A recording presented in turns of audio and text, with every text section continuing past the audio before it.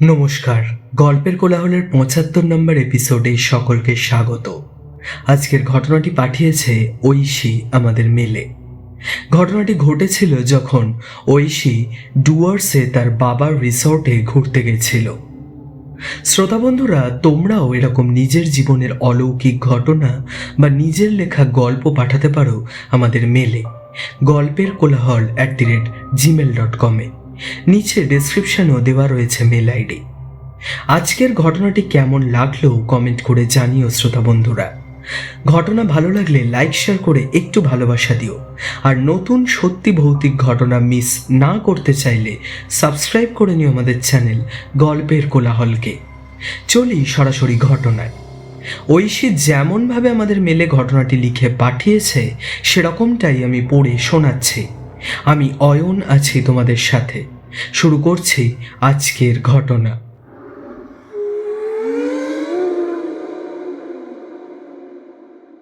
দাদা, আমি ঐশী। আশা করি তুমি ভালো আছো। প্রথমেই তোমাকে একটা কথা বলতে চাই। তোমার চ্যানেলটা আমার কাছে শুধুমাত্র যে রাতের গল্প শোনার জন্য তা কিন্তু নয়, বরং প্রতিটা ঘটনা শুনতে শুরু করলে মনে হয় যেন কোনো নতুন অজানা অন্ধকারের দরজা আস্তে আস্তে খুলতে চলেছে। অনেক ঘটনা শুনে ভয়ও পেয়েছি। ভাবতেই অবাক লাগে যে আমিও ভয় পাচ্ছি। আসলে দাদা, ছোটবেলা থেকেই আমি কোনো দিনও এসব ভূত বলে যে কিছু আছে সেটাই বিশ্বাস করতাম না। কোনো কিছুতে ভয়ও পেতাম না। বন্ধুরা কত ভূতের গল্পই বলতো আমাকে। আমি ভাবতাম সব কিছুই বানানো, ভূত বলে কিছুই হয় না। কিন্তু একটি ঘটনা আমার চোখের সামনে ঘটার পর প্রমাণ পাই যে ভূত বা অপদেবতা বলে সত্যিই কিছু রয়েছে। কি ঘটেছিল আমার সাথে সেটা একদম শুরু থেকেই বলছি। আজ থেকে 4 বছর আগের কথা। তখন আমার মাস্টার্স পরীক্ষা শেষ হয়েছে। কোথাও একটা বেড়াতে যেতে খুব ইচ্ছে করছিল, কিন্তু আমার বাবা মা দুজনেই তাদের কর্মজীবন নিয়ে খুবই ব্যস্ত। আমার বাবা হলেন একজন বিজনেসম্যান, আর এইদিকে আমার মা হলেন ডাক্তার। বাবার ডুয়ার্সে রিসোর্ট রয়েছে। বছরের বেশিরভাগ সময়টাই ওখানে কাটায়। মাঝে মধ্যে বাড়ি আসে, আবার চলে যায়। আমরাও সুযোগ পেলে বাবার কাছে ঘুরতে যাই, কিন্তু এবারে মা একদম ছুটি পাচ্ছিল না। তাই একদিনের জন্য বাবা এসে আমায় নিয়ে যাবে ওখানে, এটাই ঠিক হলো। কথা মতোই বাবা এলো আমায় নিতে। আমি বাবার সাথে খুব আনন্দে ডুয়ার্স চলে গেলাম, আর মা কটা দিনের জন্য মামার বাড়ি চলে গেল। ট্রেন থেকে নেমে যখন বাবার সাথে রিসোর্টে গিয়ে পৌঁছালাম তখন সন্ধে হয়ে গেছে। যতবারই আমি যাই ওখানে, ততবারই ওখানকার শান্ত পরিবেশ সেটা আমাকে আকৃষ্ট করে। রুমে ঢুকে ফ্রেশ হলাম। বাবা খুব ব্যস্ত থাকে ওখানে, সারাদিন অনেক কাজ। সেদিন এতটা পথ গিয়ে আমি খুব ক্লান্ত বোধ করছিলাম। বাবার একটি ফোন এলো। কি একটা দরকারি কাজে বাবাকে বেরোতে হবে। আমি একা থাকবো রিসোর্টের রুমে, তাই বাবা একটু চিন্তাই করছিল। আমি বললাম যে নিশ্চিন্তে যেতে, আমার কোনো কিছুতেই ভয় নেই, এমনকি ভূতেও নয়। বাবা বলল ফিরতে রাত হবে, আমি যেন খেয়ে নিয়ে শুয়ে পড়ি। বাবাকে খুব চিন্তিত দেখছিলাম, যেন খুব বড় কিছু একটা হয়েছে। আমি আর কথা বাড়ালাম না। বাবা বেরিয়ে গেল ঘর থেকে। তারপর আমি ভাবলাম গায়ে একটা চাদর চাপা দিয়ে বারান্দায় গিয়ে বসি। আমি ছোটবেলা থেকেই গল্পের বই পড়তে খুব ভালোবাসি, ওটা আমার হবি। আমায় একা থাকতে হবে এটা ভেবেই বাড়ি থেকে 2টো বই নিয়ে গিয়েছিলাম। বারান্দায় গিয়ে একটি চেয়ারে বসলাম। তখন বাইরের দিকে তাকাতেই দূর দূর অবধি শুধু অন্ধকার দেখতে পাচ্ছিলাম, আর সেই অন্ধকারের মাঝে রিসোর্টের কয়েকটা আলো বাতির মতো জ্বলছিল। ঠান্ডা বাতাস যেন আঁচড় কাটছিল আমার সারা শরীরে। বলে রাখি, সময়টা ছিল শীতকাল। বাইরের থমথমে পরিবেশ আর বাতাসের শোঁ শোঁ শব্দ সব কিছুই যেন মন ভরিয়ে দিচ্ছিল আমার। এক আলাদাই শান্তি অনুভব করছিলাম। হাতে থাকা বইটা খুলে বারান্দার আলোতে পড়তে শুরু করলাম। খুব মন দিয়ে তখন বইয়ের পাতার দিকে তাকিয়েই একটা জায়গা পড়ছি। হঠাৎ মনে হলো কেউ যেন আমার সামনে দিয়ে চলে গেল। আলোর একদিক থেকে অন্যদিকে গেলে যেমন ছায়াটা পড়ে, ঠিক সেরকমই একটা ছায়া মনে হলো যেন সরে গেল। আমি পেছন ঘুরে তাকালাম, দেখলাম কেউ কোথাও নেই। আবার আমি বইয়ের দিকে তাকিয়ে পড়ছি, আবার দেখলাম একটা ছায়া। আমি পেছনে না তাকিয়ে আর চোখে দেখার চেষ্টা করলাম যে বারান্দা দিয়ে কোনো চোর ঘরে ঢুকতে চাইছে না তো। কিন্তু আর চোখেও কিছু দেখতে পাই না। রাত তখন 10:30। আমি ভাবলাম একা আর বারান্দায় বসে না থেকে রুমের ভেতরে গিয়ে বসি। আচমকা কলিং বেল বেজে উঠল। একটু চমকেই উঠেছিলাম, ভাবলাম হয়তো খাবার দিতে এসেছে। দরজাটা খুলে দেখি একজন মাঝবয়সী মহিলা, খুব হাঁফাচ্ছে আর সারা শরীর ঘামে ভেজা। পরনে শাড়ি, যার ভাঁজে হালকা মাটি লেগে। চুলগুলো উস্কো খুস্কো, চোখগুলো লাল হয়ে ফুলে গেছে। আমি জানতে চাইলাম কে উনি, আমার দরজার সামনে কি করছেন। উনি কিছুক্ষণ তাকিয়ে থেকে বললেন, আমার মেয়েকে দেখেছেন? আমার একটা ছোট্ট মেয়ে আছে, ও ও আজ সন্ধ্যে থেকেই হারিয়ে গেছে, খুঁজে পাচ্ছি না ওকে। আমি একটু অবাকই হলাম। তারপর বললাম, না, আমি কাউকে দেখিনি। উনি আমার ঘরের ভেতরে উকি মারছিলেন। ওনাকে এত হাঁফাতে দেখে বললাম একটু দাঁড়াতে। জল আনতে গেলাম। জল নিয়ে দরজার সামনে এসে দেখি উনি নেই। দরজা থেকে মুখ বাড়ালাম, কিন্তু কোথাও কাউকে দেখতে পেলাম না। আমি দরজা বন্ধ করে দিলাম। সেদিন আমি রাতে ঘুমিয়ে পড়েছিলাম। পরের দিন সকালে ঘুম থেকে উঠেই বাবার সাথে একবার কিছুক্ষণের জন্য দেখা হলো। তারপর আমি ভাবলাম ঘরে একা না থেকে আশেপাশের জায়গাটা একটু ঘুরে আসি। ওখানে তো বাবাকে মোটামুটি অনেকেই চিনত, হারিয়ে যাওয়ারও ভয় নেই। বেরিয়ে ঘুরতে ঘুরতে চা বাগানের দিকে যাই। সেখানে গিয়ে দেখি খুব সুন্দর জায়গা, আর জায়গাটা বেশ ফাঁকা ফাঁকা। আমি ফোনটা বার করে চারপাশটা দেখতে শুরু করলাম আর ছবি তুলছিলাম। হঠাৎ একটা বাচ্চা মেয়ের হাসির শব্দ আমার কানে এলো। আমি ফোনটা নিচু করে ঘুরে দেখলাম যে কে রয়েছে। হাসির শব্দ শুনতে পাচ্ছি ঠিকই, কিন্তু কাউকে দেখতে পাচ্ছি না। আমি একটু এগিয়ে দেখলাম, মনে হলো আমার পেছন দিকে কোনো বাচ্চা দৌড়ে চলে গেল। আমি পেছনে ঘুরে তাকাতেই কাউকে দেখতে পেলাম না, কিন্তু আমার মনে হচ্ছিল যে কিছু একটা আমার চোখের আড়ালে ঘুরে বেড়াচ্ছে। আবার হাসির শব্দ আসে ঠিক ডান দিক থেকে। আমি ঘুরে তাকাতেই দেখি বেশ অনেকটা দূরে গাছের পাশে একটি বাচ্চা মেয়ে দাঁড়িয়ে। বয়স হবে ওই আন্দাজ 9 কি 10। পরনে একটি গোলাপি রঙের ফ্রক, মাথার চুল সব ভেজা, যেন সদ্য জল থেকে উঠে এসেছে। মেয়েটির মুখটি খুব মিষ্টি, গায়ের সাদা রং যেন ফেটে পড়ছে। খুব মায়াবী তার রূপ। আমার ওকে দেখেই কথা বলতে ইচ্ছা করলো, তবে আমি এগোতেই মেয়েটি দৌড়ে পালিয়ে গেল। আমি পেছনে একটু ছুটলাম, কিন্তু চোখের নিমেষে কোথায় যেন মিলিয়ে গেল। ফোনটা সেই সময় বেজে উঠল। চমকে উঠে ফোনটার দিকে তাকাতে দেখলাম বাবা ফোন করছে। বাবা আমার খোঁজ করছিল, তাই বাবার সাথে কথা বলতে বলতে রিসর্টে ফিরে গেলাম। রুমে ঢুকতেই বাবা জানতে চাইল আমি একা কোথায় গেছিলাম। আমি বললাম চা বাগানের দিকে। বাবা একটু রাগী গলাতেই বলল যে একা একা যেন আমি এই রিসর্টের বাইরে কোথাও না যাই। ওখানে নাকি একটা দুর্ঘটনা ঘটেছে।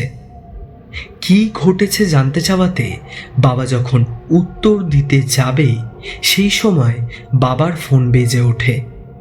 বাবা ফোন ধরে আবার কোথাও বেরিয়ে যায়। এবারে আমার যেন ওখানে গিয়ে বাবাকে একটু বেশি ব্যস্ত লাগছিল। অন্যবারে বাবা নিজেই আমাদের কত জায়গায় ঘুরতে নিয়ে যায়, কিন্তু এবারে বাবার সাথে কোনো সময়ই কাটাতে পারছি না আমি।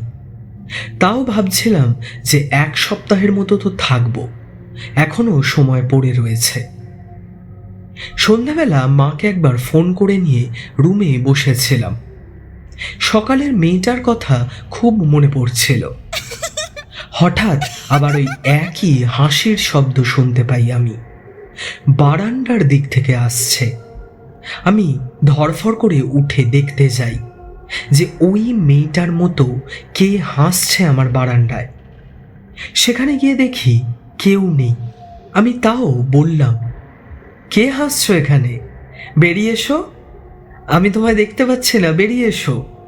এই কথাটা বলতেই একটা হালকা গান আমার কানে এলো। আমি বারান্দা থেকে নিচের দিকে তাকাতেই দেখি নিচের খোলা বাগানের মতো জায়গাটায় সেই ছোট্ট মেয়েটি দাঁড়িয়ে আছে। খুব জোরে একবার হেসে উঠে আমায় হাতছানি দিয়ে ডাকছে, যেন এবার ও আমার সাথে কথা বলতে চায়। আমি ওকে দাঁড়াতে বলে ঘর লক করে নিচে গেলাম, কিন্তু নিচে ওই বাগানের ওখানে যখন যাই সেখানে গিয়ে আর ওকে খুঁজে পাই না। একটু চারিদিক দেখতেই আমার চোখে পড়ল মেন গেটের পাশে একটি গাছের আড়ালে লুকিয়ে দাঁড়িয়ে রয়েছে মেয়েটি। দূর থেকে ওর ফ্রকটা আমার চোখে পড়ল। চুপি চুপি আমি ওর সামনে গিয়ে দাঁড়ালাম। বললাম, তোমার নাম কি?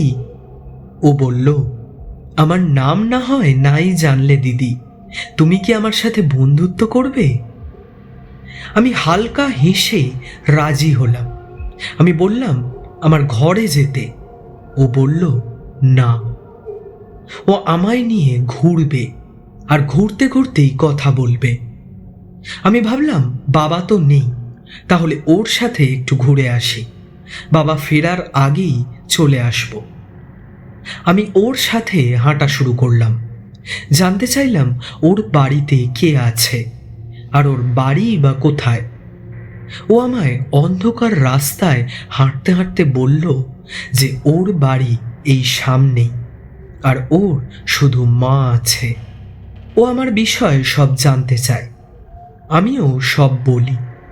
আমি ওকে এটাও বলি যে ওইটুকু একটু মেয়ে হয়ে ও এরম সন্ধ্যের পরে অন্ধকারে একা কেন ঘুরে বেড়াচ্ছে।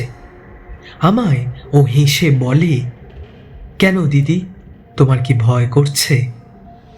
আমি শুনে বললাম যে না, এসব কিছুতেই আমি ভয় পাই না।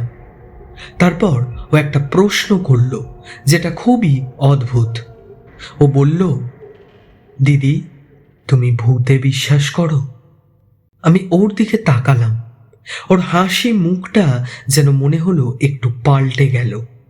আমি বললাম, না, ভূত বলে কিছু হয় না, সেটা আমি জানি। ও বলল যে যদি কোনোদিন কোনো মৃত মানুষকে আমি দেখতে পাই তাহলে আমি কি করব। এসব প্রশ্ন যে কেন করতে শুরু করলো সেটা বুঝতে পারছিলাম না। আমি এই কথার উত্তর দিলাম না। হাঁটতে হাঁটতে অনেকটাই দেরি হয়ে গেছিল।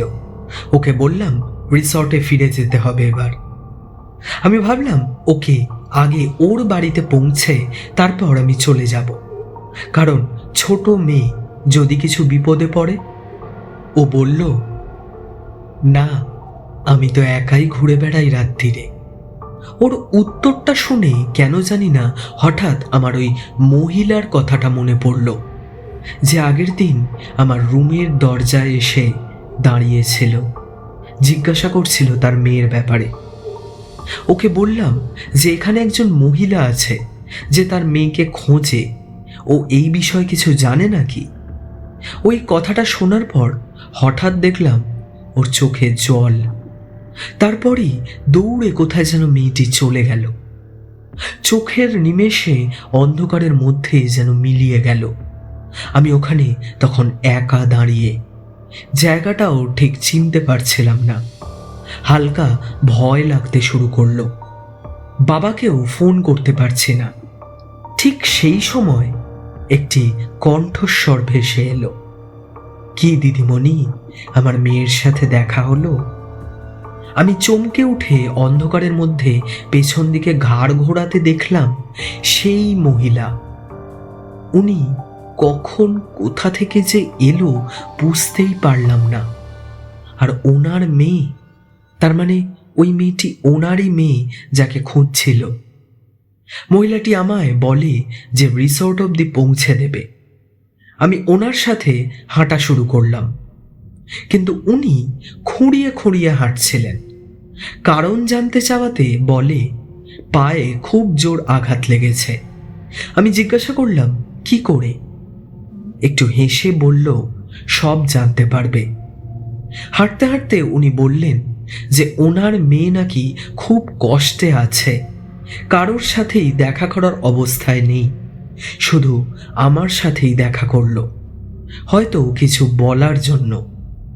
এরপর আমি রিসোর্টের কাছে আসতেই ওনাকে ধন্যবাদ জানানোর জন্য পাশে তাকাতেই দেখি উনি আর নেই। আশেপাশে কোথাও ওনাকে আর দেখতে পেলাম না। কি অদ্ভুত ব্যাপার, সবাই যেন অন্ধকারে মিলিয়ে যাচ্ছে। আমি তাড়াতাড়ি পা চালিয়ে রিসর্টে ঢুকে আমার রুমের ভেতর যাই। সেখানে গিয়ে দেখি তখনও বাবা ফেরেনি। কিছু পরিচিত লোককে রিসর্টেরই আমি জিজ্ঞাসা করলাম বাবা এখনো ফেরেনি কেন, আর এত ব্যস্ত কিসের জন্য, কি হয়েছে? ওরা বলল যে রিসর্ট থেকে বেশি না বেরোতে, আর রাতের দিকে তো একদমই নয়। আজ যে বেরিয়েছে এটাও বাবা জানলে খুব রাগ করবে। কারণটা আবার জানতে চাইলাম। ওদের মধ্যে একজন লোক বলল যে ওই এলাকায় একজনকে খুঁজে পাওয়া যাচ্ছে না। যখন থেকে আমি এসেছি ঠিক সেই দিন থেকে, গত রাত থেকে তার খোঁজ চলছে। পুলিশও খোঁজ করছে। আর কিছুদিন আগেই এই কথাটা বলতে গিয়েই থেমে গেল লোকটি। উল্টো দিক থেকে খুব গম্ভীর মুখ করে ঢুকলো বাবা। বলল যে আজ বিকালে নাকি একটা অ্যাক্সিডেন্টের খবর পাওয়া গেছে নদীর কাছে। পরের দিন গিয়ে বডি আইডেন্টিফাই করতে হবে। রাতে শুয়ে পড়ি।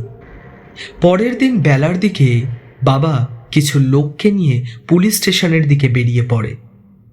আমি সিনেমা দেখতে দেখতেই দিনটা কাটিয়ে দিই। সন্ধেবেলায় নিচে যাই। বাগানে ঘুরবো বলে বেরোই আমি। ভাবি যে যদি আবার ওই মেয়েটার সাথে দেখা হয়। খুব মায়া পড়ে গেছিল ওর ওপর। গত রাতের মতো আবার সেই গাছের পাশে চোখ চায় আমার। দেখি ও দাঁড়িয়ে রয়েছে। আমি দৌড়ে যাই। ও বলে যে আজ ও আমায় একটা জায়গা দেখাতে নিয়ে যাবে যেখানে ও এখন থাকে। আমি ওর সাথে হাঁটতে হাঁটতে গেলাম। অনেকটা রাস্তা পেরিয়ে দেখলাম নদীর সামনে এসে পড়েছি, কিন্তু আমার চোখে পড়ল নদীর জলে যেন কিছু ভাসছে। দূর থেকে বুঝতে পারলাম না। মেয়েটিকে জিজ্ঞাসা করলাম। ও বলল, তুমি তো বিশ্বাস করো না, তাই তোমাকে দেখাতে আনলাম, সামনে গিয়ে দেখো। কি বিশ্বাস করি না? ওর কথা বুঝতে পারলাম না। আস্তে আস্তে সামনে এগোতে থাকলাম। তাও অন্ধকারে স্পষ্ট কিছু দেখতে পাচ্ছিলাম না। একদম সামনে যেতে জলের স্রোতের শব্দ কানে আসছিল। তবে তারপর যা আমি দেখলাম সেটা আজও আমি ভুলিনি। আমি দেখলাম জলে ভাসছে ওই মেয়েটি। এটা কি করে সম্ভব? মেয়েটি তো আমার সাথেই দাঁড়িয়ে আছে। কিন্তু না, মেয়েটির দিকে তাকাতেই দেখলাম আমার পাশে মেয়েটি কোথাও নেই। ভুল বললাম, মেয়েটি জীবন্ত অবস্থায় কোথাও নেই। কিন্তু মেয়েটির মৃতদেহ ভাসছে জলে। আমি আর এক মুহূর্ত না দাঁড়িয়ে দৌড়তে শুরু করলাম রিসর্টের দিকে। কিছুটা পথ যেতেই রাস্তার মাঝখানে দেখলাম আবার ওই মহিলাটি দাঁড়িয়ে, কিন্তু তার মাথা ফেটে রক্ত বেরোচ্ছে, হাতে পায়ে চোট লেগেছে। আমি বলি আমার সাথে রিসর্টে যেতে, কিন্তু উনি বললেন আজ উনি কোথাও যাবেন না, ওনার মেয়ের সাথেই থাকবেন। বলেই হাঁটা শুরু করে নদীর পথে। আমি হাঁফাতে হাঁফাতে রিসর্টে ফিরে দেখি সবাই দাঁড়িয়ে রয়েছে। বাবাও খুব রাগী মুখেই দাঁড়িয়ে আছে। বাবা বলে পরের দিনেই আমাকে বাড়ি নিয়ে যাবে। আমি আগে জানতে চাই যে আমি যাওয়ার পর থেকে ওখানে কি ঘটেছে। বাবা বলে যে সে যখন আমায় আনতে আসে তখন ওখানের একটি মেয়ে খুব অদ্ভুতভাবে নদীর জলে ডুবে মারা যায়। ওই মেয়েটির মা চা বাগানে কাজ করত, আর ওই বাচ্চা মেয়েটির সাথে আমার বাবার একদিন আলাপ হয়েছিল। আমার বাবারও ওকে খুব মিষ্টি লেগেছিল, তাই বাবা রোজ ওকে রিসোর্টে আসতে বলতো। বাবা ওকে পড়াশুনো করাতো, গল্প করত, কত কি কিনে দিত। তবে আমায় নিয়ে যেদিন বাবা ওখানে পৌঁছলো সেদিনই বাবা জানতে পারলো ওই ঘটনাটা। সঙ্গে সঙ্গে সব কিছু জানার জন্য পুলিশ স্টেশনে গেছিল, কিন্তু মেয়েটির মৃত্যুর কারণ জানতে পারেনি। আবার সেদিনই রাত থেকে ওর মাকে খুঁজে পাওয়া যাচ্ছিল না। গতকাল রাতে জানা গেছে ওর মা নদীর দিকে ওর মেয়েকে খুঁজতে গিয়ে রোড অ্যাক্সিডেন্টে মারা যান। আমার তখন সবটা গুলিয়ে যায়। তবে কি ওই মেয়েটি যাকে আমি জলেতে ভাসতে দেখেছিলাম, আর ওই মহিলাও কেমন রক্তাক্ত অবস্থায় নদীর দিকে যাচ্ছিল, তাহলে কি ওরা মানুষ ছিল না? ওরা কি সত্যিই মৃত? আমি বাবাকে সঙ্গে সঙ্গে ওদের ছবি দেখাতে বললাম। বাবা মোবাইলে অনেক খুঁজে যখন ছবিটা দেখায় আমার হাত পা ঠান্ডা হয়ে যায়। সত্যি ওই মেয়েটি আর তার মা। ওই মেয়েটির নাম মীরা আর ওর মায়ের নাম হিমানি। এরপর যখন রুমে বসে সব কথা আমি বলি সবাই অবাক হয়ে যায়। পরের দিন আমার বাবা আর আমায় ওখানে রাখে না, আমায় বাড়ি নিয়ে চলে আসে। মাকে প্রথমেই কিছু জানাই না, আস্তে আস্তে পরে সব বলি। তবে তারপর কেউ আর কিছু দেখেনি। আমরাও আবার রিসর্টে গিয়েছিলাম, আর কিছুই ঘটেনি আমাদের সাথে। আমি ভূত বিশ্বাস করতাম না, কিন্তু এই ঘটনার পর আমি মানি যে মৃত্যুর পরেও মানুষ দেখা দেয় যদি সে চায়। কিন্তু ওরা কেন যে আমায় দেখা দিতে চেয়েছিল বা দেখা দিয়েছিল সেই কারণ দাদা আমি আজও বুঝে উঠতে পারিনি।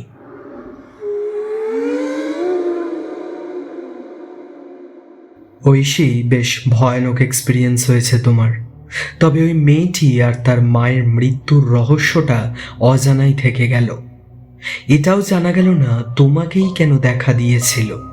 হয়তো এর উত্তর ভবিষ্যতে লুকিয়ে রয়েছে। অনেক ধন্যবাদ ঐশী আমাদের চ্যানেলে ঘটনা পাঠানোর জন্য। আর শ্রোতা বন্ধুরা, জানাও তোমাদের কেমন লাগলো আজকের ঘটনাটি কমেন্টে। লাইক শেয়ার করে একটু সাপোর্ট করো, আর সাবস্ক্রাইব করতে কিন্তু ভুলো না।